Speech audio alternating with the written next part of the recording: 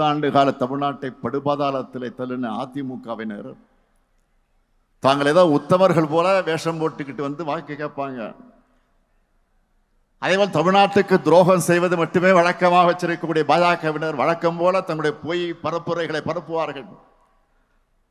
பதற்றத்தை உண்டாக்குற அரசியலை வச்சு எலெக்ஷன்ல சந்திக்கலாம்னு வருவாங்க.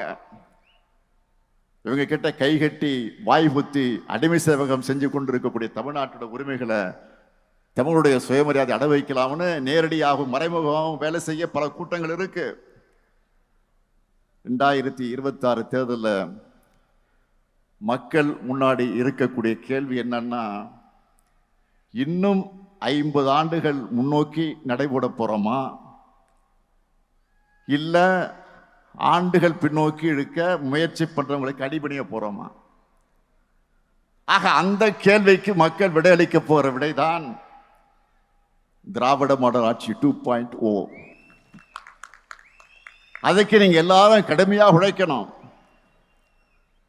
திராவிட முன்னேற்ற கழகத்தோட எதிர்காலத்துல தான் தமிழ்நாட்டோட எதிர்காலம், தமிழகத்தோட எதிர்காலம் அடங்கி இருக்கு.